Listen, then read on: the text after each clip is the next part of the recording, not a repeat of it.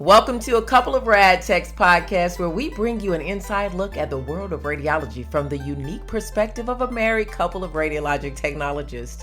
Together, we have years of experience, exactly 30 years in the field, and we are here to demystify the science of medical imaging.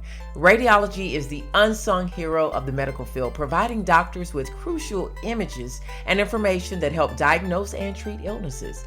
Join us as we explore the latest techniques, technologies, and innovations in radiology and discover the vital role we play in the healthcare industry. So, come along for the ride as we share our passion for radiology as a married couple.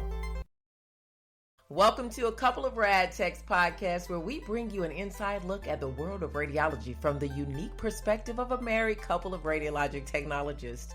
Together, we have years of experience, exactly 30 years in the field, and we are here to demystify the science of medical imaging.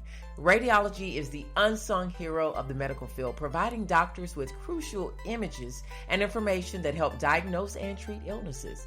Join us as we explore the latest techniques, technologies, and innovations in radiology and discover the vital role we play in the healthcare industry. So, come along for the ride as we share our passion for radiology as a married couple. I am so happy. Today we have another guest on our amazing edition. We want to hear what the patients have to say about their radiology exams. And today we're going to talk about mammography. We have our guest today, Keosha Jones. She is the owner of Pink Productivity Mindset of Study Technique Coaching. So welcome, Keosha, to our podcast. Thank you. I'm excited to be here. We are happy to have you. So we're going to kind of jump in, but before we jump into the questions, because we're going to kind of just talk as women, especially this month, I think it's very pertinent to talk about all the brave women that get their mammograms done and kind of talk about that experience as women. But first, let everybody know who you are. How did you get into coaching and why is it your passion? I'm Keosha Jones and I own Pink Productivity Coaching. So what I do is I help Christian women to leave guilt behind when it comes down to the way they approach their spiritual studies. And I help them to use strategies that are made for their specific brain because it's unique, it's different. And so it presents a challenge that some people don't know how to navigate. That's what I do. So I want to get into the short version of how this business got started. And you are part of that reason. We partnered together in another business and that gave me the confidence to open this one up. It was something that I had wanted to do in the past. It's evolved, of course, over the last almost 3 years, but it has been an absolutely amazing journey to have helped as many women as I have to, from, time management to now the thing that is most important in their lives is working on their spirituality through study. Time management is so important because I've interviewed other women and also myself. I have to manage my time when it comes to getting my mammograms done, my breast ultrasounds done, my MRIs of my breast done on a consistent basis. Time gets away from us. We get so busy with family. And it only comes around once a year for most of us. Some of us, every 6 months, we have to get our yearly exams of our breasts done. But for the majority of women, it's once a year. And time management is so perfect in that because sometimes time gets away and we forget, I need to set my appointment. So tell us, we're going to kind of talk about that. How do you manage your time? How do you stick to a schedule, stay consistent when it comes to your health? Especially as women, we're so preoccupied with everything else sometimes and everybody else that we neglect something as simple but so important as our breast health. So walk us through your first experience of getting a mammogram. Okay, so my first experience getting a mammogram was probably 7 or 8 years ago. And it was because I had gone to the doctor to have a physical exam and she found a lump. And come to find out I have, fibrocystic breasts. So that's what it was. But I do remember, feeling nervous about it for more than one reason. One, because I was like, I'm not sure what the results are going to be. Another one was, of course, you got to get undressed and, be around somebody that you don't know and you don't have on clothes from the top up. I mean, I had pretty much lost my shame in that years ago, but it still does come back up every single time you have to get it done. So there were definitely some nerves and wanting to be confident in my own skin there. Yeah, that's so important because I guess sometimes we just expect as women, we get all of these tests done from an early age. And it's like, oh girl, just take your top off, take your bra off, just get undressed. We're all women. But that's not how every woman feels. And I love how you bring that up, that is something that even as a woman, even though it's just all women around, you're still not comfortable in that. And I think we need to talk more to that because sometimes, I've been getting breast exams since the age of 24. So I was pretty young. It sounds like you were pretty young as well. Some women, not until they're in their 40s and 50s, but some of us in our 20s, we've been getting this done. And it is frightening, but it also can be very uncomfortable. And I know I had an experience before where the women were just like, one of the technologists, the mammo techs was just like, just come on in. It was very no bedside manner. It was just very not comforting to me.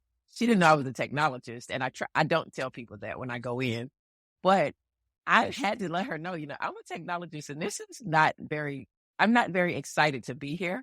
And you're just kind of shoving me in like I'm a number. We need to slow this down some and have some empathy. Even though we're all women and yeah, we get these done every year, there still needs to be that pause to say, hey, we're still people. Would you agree? Would you not agree or would you agree on that? I definitely would agree with that. My background is in healthcare too, and I don't tell people that I'm in healthcare unless I have to, because I do feel like it's one of those things where you need to see who they really are as the healthcare worker before you reveal that. Because if you reveal it, then they tighten up for you, but they may not tighten up for everybody else that comes after you. But I do feel like it is important that they realize that even though it is a yearly thing, there still can be yearly anxiety and concern around it because you're going there to make sure that there is nothing wrong. So that means there is a chance that there could be something wrong. Yeah. That's so important. So I love how you bring that up in the confidence of being unclothed and exposed.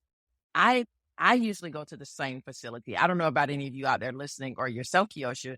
Do you go to the same facility to get your exams done? Because I asked that question for a reason. I'll tell you why I asked that. Let's see, because I've had two and I did not go to the same place either time. And it was based on insurance reasons. But I would say that the last mammogram that I had done, I will go back to that place because I was treated very, very well there. And it's just like any other, service, so to speak. When you are treated well, you want to go, even if it may not be the most pleasant of experiences. Yeah, what was it about that place? So tell our audience, because I think that's important. And the reason I asked that is because I've gone to the same place. Literally, the same technologist does my breast ultrasound every time I go. I think I've had one different girl one time because this girl was out on maternity leave. And I'm going to tell you, I was kind of like, oh, who are you? How long have you been doing it? Like, I'm like, where's my girl at? Where's my girl at? Who's usually here every year that I come because I come like clockwork, same month, every year, same month. Same time, it's like, I know she's going to be there. And this time she wasn't there. And I was like, oh my goodness, not that anybody else could do it. But for me, it's that familiarity, feeling comfortable. She knows, she's been scanning me since I was in my 20s. She knows my body, in a way that others would not. So I'm like so confident that she won't miss anything. And then there's that being comfortable as well.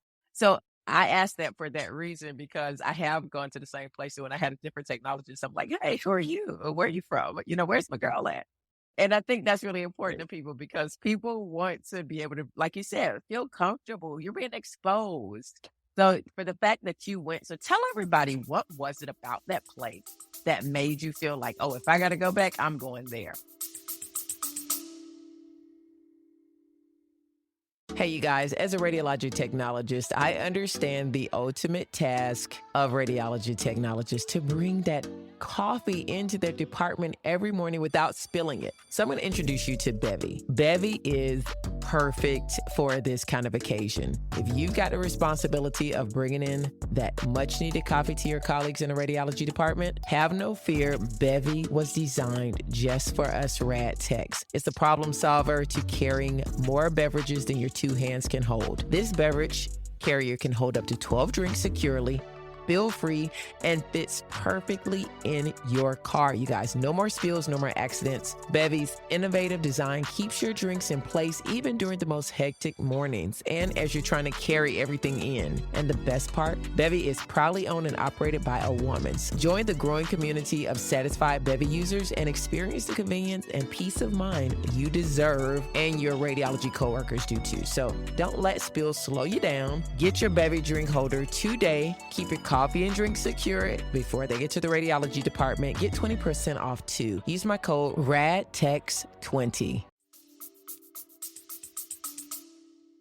Everybody was so kind and understanding of the fact that because this was another issue with a lump for me, that this could be some hard-hitting news. Like, they did not treat me like I was just a number.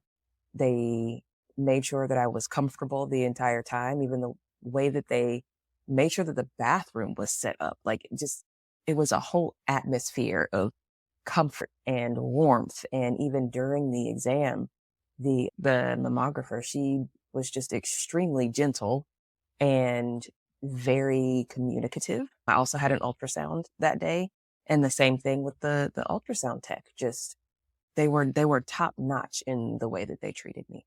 And so when you came in, I just went to a new breast doctor. As I age, I decided to make a change to, a different kind of doctor that was very focused just on breast. And I tell you, I wish I would have really paid attention in my younger years, especially getting these mammograms and breast ultrasounds and breast MRIs all of this time. I wish I would have had a breast doctor, to be honest, and I never did. So that's my little shout out to everybody. Find you a breast doctor and let them become familiar with you, because as you age, your body changes. As we get older, things change, and we need a doctor that knows us as we change and can provide the help that we need. So I'm going to say this. When I walked in, like, you walk in, even the waiting room was just really comfortable. The temperature was comfortable. The waiting room chairs are comfortable. I was welcomed in, given everything I need. The questionnaire was like so clear, so specific. I mean, it was just different from what I've ever experienced before. And then when you go in there, they have these waiting rooms. They got tea, they've got coffee, they've got little snacks and everything. And the robes were so cute. They have hangers where you can hang your clothes on, and it's not just fold your clothes up and stick them in a bag. Like, I never thought that would really mean that much to me. So when you talk about when you come in and feel like an experience and feel so comfortable, those little things like that make you feel comfortable.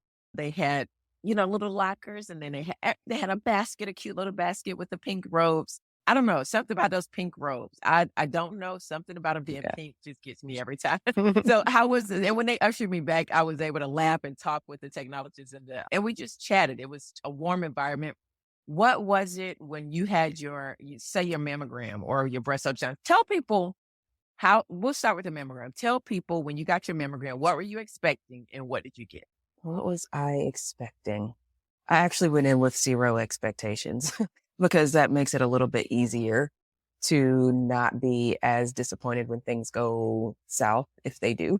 So I don't really walk in with a ton of expectations, although I know from working in healthcare that the expectations should be pretty high. So what I got was the memo. The word just kind of disappeared. The mammographer, she was extremely personable. Like, we had conversation. She made sure that everything was okay. She saw that there was something else, like on the outside of my skin, that she even put a little thing around to take a picture of that just to make sure. So I got more than what I expected. She was extremely thorough and, like I said, very personable, which made the experience even better. So you're different, because most people go into a mammogram with, like, expecting the worst. They've heard all of these things, especially their first one. They've heard all of these things. You went in with like 0. You chose not to Google it, right? Evidently. Yeah. And I just told my mom, I was like, if it's stage 4, I already know what I want to do. With the first one, I was like, I know what the answer is, what it is that we're going to do about this. Because I was like, I've been feeling fine, so we ain't doing nothing about this. The second But the time squeezing around, of the breast. Oh, go ahead. Yeah, the second time around was when I really didn't have as many expectations or as much nervousness, but it was still there. We got our expert, Marsha Dunn. She is a mammo technologist, an educator. So many years. She's worked for breast doctors. I was just telling everybody about if they don't have a breast doctor, they need to get one. I just got one and it was the best decision I ever made. But Marsha, tell us, because Keosha told us her patient experience when it came Hi, to breast hi, Marsha. ultrasounds and mammograms. So tell us, as a technologist of over 20 years, introduce yourself. Tell us how long you've been doing mammography and different aspects of mammography that you've worked in. My name's Marsha. I started out first as an expert technologist, and then I transitioned into mammography, not by choice, but for personal reasons. I was pregnant with my twins and I was considered high risk. So I had to transition into something that was less stress on my body when pregnant with my girls. But I've been doing mammography since 1998, 1997. And I didn't like it at first because I really wanted to continue in special interventional, but I started loving it because I heard patients sharing their fears, patients sharing their concerns. They tell technologists more than they actually tell the doctor. I mean, we hear their whole life story. They are intimidated by the doctors. Sometimes they feel or get tongue tied talking to the doctors. Sometimes when I'm working with the radiologist, I will say, "Hey, by the way, did the patient say A, B, or C, or did they share this information with you?" And I'll say it in front of the patient so they can feel at ease. I'm just a person who, Miss Jones, I heard you say she was very thorough. I'm a very thorough technologist.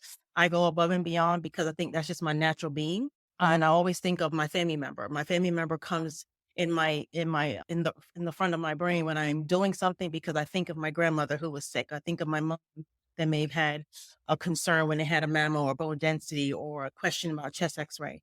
So very, very thorough. Chandria mentioned that I'm an educator. I also try to teach my technologists to be very patient minded, but also personable. You have patient care, and patient needs are very important. You need to put them first. You know what you're here to do. You know what your license, what you are expected to do with your license. And always put your family first. Think of someone that's very close to you that do they want to go through that? How can I make this experience a little bit easier? So having a mammogram, and I laughed. I've had a good day today. I laughed all day with my patients. They came in and I'm very bubbly. I mean, I had a hard morning, but I'm very bubbly because I know it's an anxious moment, especially for a young lady, 30 years old, 38 years old, 40, even 53, having their first time mammogram. They're very anxious. So I try to joke around, make them feel a little bit more at ease when they're really still anxious, but it's not as bad. And I get that gratification towards the end when they say, "Oh, it wasn't that bad." And I say, That's "Well, always the best. That is always the right, best because people come in and they're like, they've watched House, they've watched every medical show, and their mom and their aunt has told them, "Oh, girl, they're gonna hurt you. You gotta." I mean, like people come in all amped up, but like Marsha, I appreciate that you not only teach people book things, but you help them to relate because we're hearing here what Miss Jones is saying as a patient. She had zero expectations, whereas others, they do have expectations and it's usually not the most positive. So they can walk in correct, expecting zero or below zero and they come out with like a 10. We've done exactly, our job. We've done our right." job. And that expectation is our job to either meet it because, we're not there to fail, but in their eyes, we're going to fail because it's going to hurt. And that's it.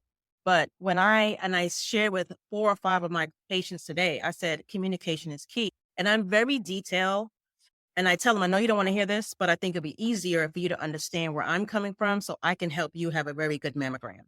So I think communication is key. Not I think, I know communication is key, and I'm successful getting through a lot of my patients. Sometimes I get my hard, rigid patients, but these are the patients that tell somebody, "Oh, it's so bad." But they go back every year, 6 months, every year, annually. So don't let them fool you. Don't let them terrify you and say, "Oh, it's too much. It's too painful." But they go back every year. They make their appointment. By That's the time you get dressed, they go and make their appointment.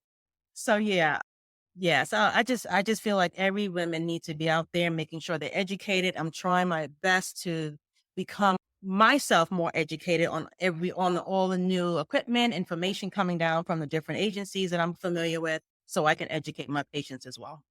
So let's talk about this because we talked earlier about people being nervous, realistically being nervous, being exposed. And I'll ask both of you this. when it comes to getting your results, or when it comes to a patient awaiting or getting their results, sometimes you got to wait out in the lobby, because not only are you getting a mammogram that day, you might get your mammogram, like for me, a mammogram, an ultrasound, sometimes an MRI of the breast, and sometimes a biopsy, Okay. and both of you all can talk to this because Keosha's had the mammogram and the ultrasound, had to await results. So how did you feel? If you could tell the audience as a patient, how was it waiting for the results? Like, what are some of the things as technologists we need to know, maybe our concerns for patients when they come in, when they go home after the results? How can we make it easier for you instead of saying your doctor will call you in XYZ number of days with your results? We have to legally say that. But what are some things that maybe you as a patient could ease your nervousness? Well, I do have to say with the first one, it was that they'll let you know in X number of days. And that didn't quite help because you still have those thoughts running through your mind. I know that they can't tell you anything. It's not their place. They don't do the reading. So I do feel like sometimes if there was a piece of paper that says how to manage stress or anxiety while you await your results, like something like that would be created with some simple techniques that could help the person through those emotions, because when you have that top of mind, it's really hard to focus on the other things that are happening in your life that may even be good because it's there. So that could be something. Now, the doctor, the second one that I went to, I got my results the same day. The doctor, I just had to wait, and he read it and came and told me. So I didn't really have to wait, but that's what I would say if there was a length of time longer than So just. let me share on the technologist side, the differences of why you're getting the results the same day versus waiting, depending on the facility, 5 to 7 days, maybe 2 to 5 days, sometimes 2 weeks out.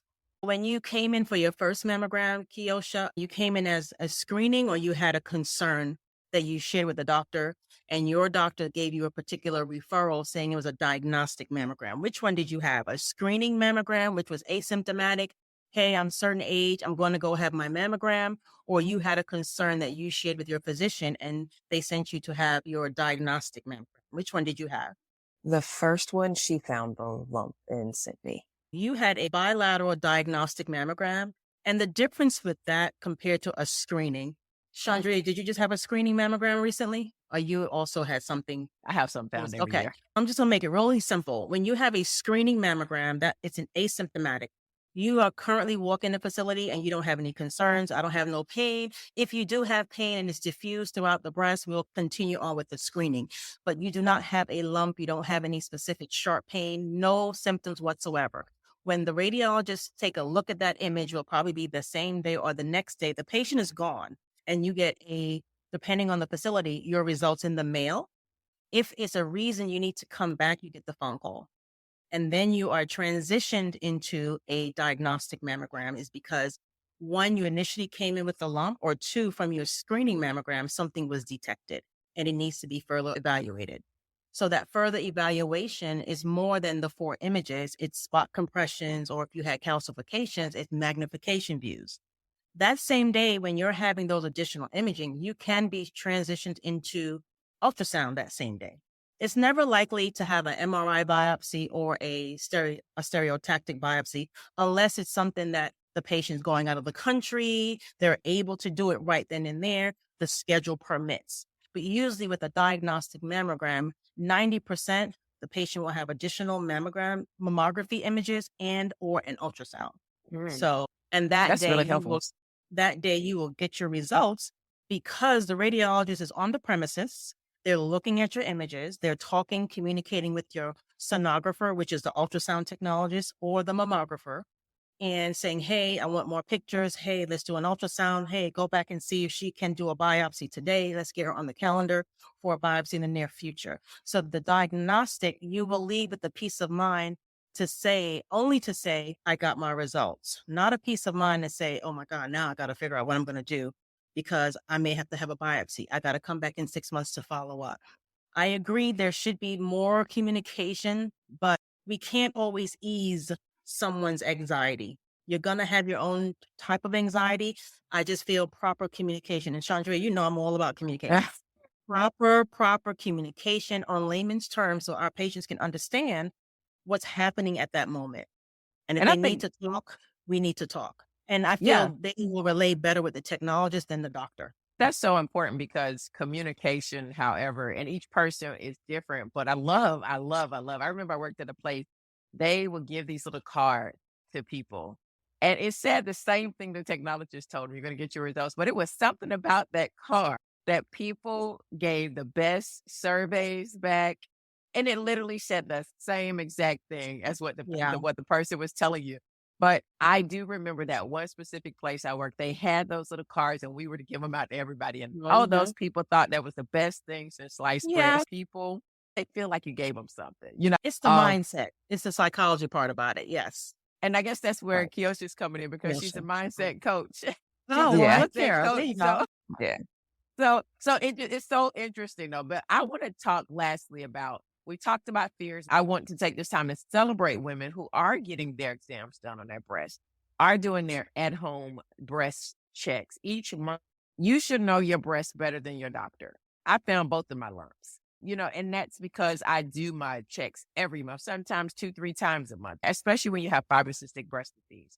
I have Right. a history of breast cancer in my family. And not only that, one thing I just learned, I got genetic testing done. My mother had it done in the 80s or 90s, something like that. She had it done a long time ago. And she didn't have the gene. I got the testing done. My doctor really wanted me to get it done. The gene just so happened to skip over my mother. It didn't skip over all of her siblings. It didn't skip over her aunt, you know, because I've lost 6 aunts and I've lost a cousin to breast cancer. So, and with the genetic testing, it's so interesting because I found that 2 of my uncles have cancer. And my doctor is so convinced that one of them or both carry the gene, especially the Carriers. one with prostate cancer, because Right. my grandmother died of ovarian cancer. Breast cancer, when you're genetically disposed, you have other cancers that are more aggressive will come down the Correct. line.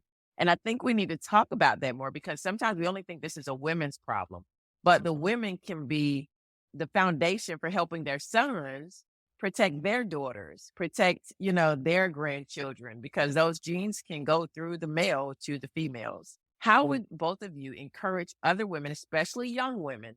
I know some say, well, I don't have anything wrong. I don't need to get breast screenings or my insurance won't pay for it. What are some things that you would recommend to other young women, maybe that you did, Keosha, or Marsha, that as a professional, how would you all recommend? One of the things that Sean did say is making sure that you are familiar with your body and to remember you're never too young. That's the thing. The way life is, no one is too young to have anything, including, you know, challenges with breast health. You know, I think I was reading an article. There was one young lady, I think she was 22 years old, went to get a breast reduction and they found she had breast cancer. So you just never know.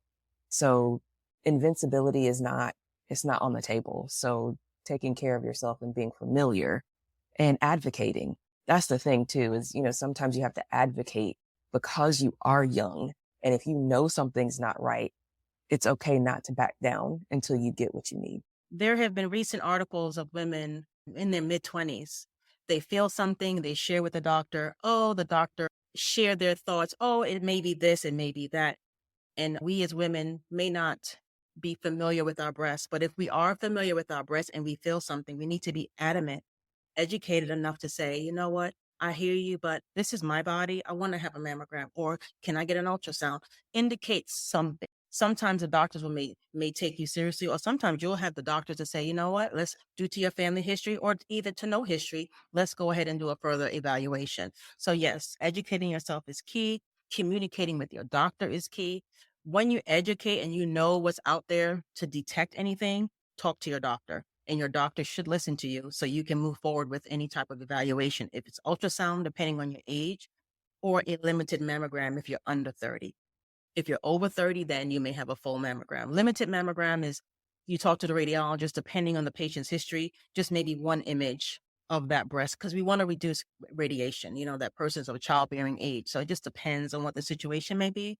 I'm all on board about the communicating and making sure You understand your breasts, and monthly breast checks, knowing even when your cycle is coming, know your family history, and even though if you make an appointment down the line and your cycle still comes in and say, oh, your breast is so tender, sometimes that may not be a bad thing. I just got to maybe deal with the compression or reschedule, but understanding your body, knowing what you're going through, knowing what you're feeling and following through is key.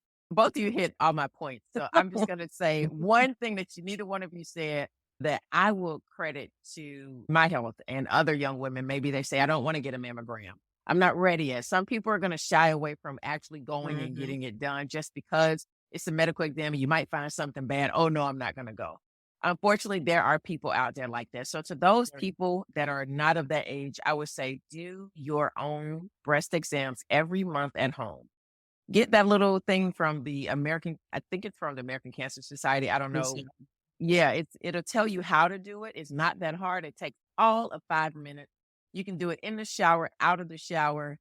I just encourage all women to go get your breast checked by a professional, but especially those who maybe say, I'm not going to do it. I'm not of that age or my insurance doesn't cover it because I'm not of that age. Do your own exams. You are your own health advocate. You should be. It's best to start early, especially women, because not only is this about women's breast cancer, I have learned so much that it's also about men in your family, your grandchildren through your sons down the line.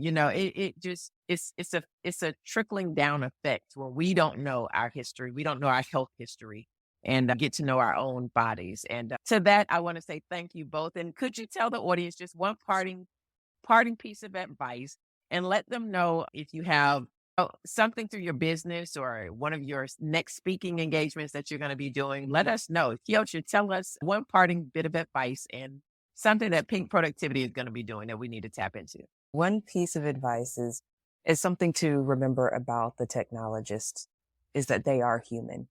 So even if they may be having a bad day and they may be showing it, one of the things that I want to try to remember and help others to remember is that they have struggles outside of that office the same way that we do. So the way that we expect them to treat us, we really want to give them that same kind of empathy if they're not having a great day. And I can say that because I worked in healthcare for 15 years. So it's one of those things where, I want to try to extend that too and try to, even though you don't know them, try to extend the benefit of the doubt first. And then what I have going on, I have a free workshop called Study Simplified, Study with Intention, even while short on time. So what that's going to do is to help you learn how to peel back one layer of perfectionism when it comes down to how you study and also releasing guilt when you don't complete it. But there's also a practical application using a worksheet that I created that teaches you how to meditate more when you do your spiritual studies. My advice, young ladies, 20, 25, 30, 35, under the age of 40, examine your breasts and do not be afraid to communicate with your doctor to get a mammogram or an ultrasound. I just think it's vitally important because sometimes you wait too long and then the expectation or the answer that you receive or your results can be very devastating. So fear can be very gripping. Communicate with a loved one, someone that may be in your family that you can relate to, maybe a friend, maybe a stranger. Sometimes I get the best results from. My message today is examine your breast and schedule a mammogram or an ultrasound. Women under 40, if you are feeling something or you have some concerns, to take it a little bit further. As for me professionally, what don't I got going on? Ms. Jones, I need to call you after this, girl. I need some help. I have some great opportunities down the line to teach. I am traveling all over the place. I do mammography and travel throughout the world or throughout the nation or United States to further educate and help facilities that are in need. Because since COVID, a lot of mammographers have decided to move on and do some traveling. I feel patients are saying, we really appreciate what you're doing because they know we are really up and close and personal. Thank you, Ms. Jones, for sharing, to treat us as humans as well. Bad day or good day. Sometimes we have to brush it off and put a smile on and then go in the corner and go through what we're going through. And we're all human as well. So I appreciate this opportunity, Sandria, and we need to work more together to get the word out on all levels of imaging, because imaging rocks. I have to put that out. Yes. Well, you ladies, you are phenomenal. I admire both of you. I appreciate you taking the time to come to my podcast with these special episodes featuring patients, because without the patients and their feedback, there's no us. As Marsha just said, there's no us. So we appreciate patients coming on this podcast and sharing what they do and how they help others, but also sharing how we can help them in the imaging world. And that's a wrap for this episode of A Couple of Rad Techs podcast. We hope you enjoyed our discussion of the fascinating world of radiology and learned something new about the role we play in the healthcare industry. If you have any questions or topics that you'd love for us to cover, feel free to reach out and let us know what they are. And you guys, please, if you enjoyed this podcast or any of the other episodes, we want to hear what you thought. Leave us a review. Mama's got to pay her bills. It helps. And until next time, stay tuned for more insightful and informative episodes of A Couple of Rad Techs podcast. I hope you enjoyed this podcast today. Thank you so much for listening. This is just one of the many free resources I offer to my clients to dump unhealthy habits and begin living. Be sure to visit my website for more free resources and health coaching. Again, thank you for listening. Be sure to subscribe, leave a review, and share this podcast with others so they can join the Let's Chit Chat podcast. Have a great day, you guys. See you next episode.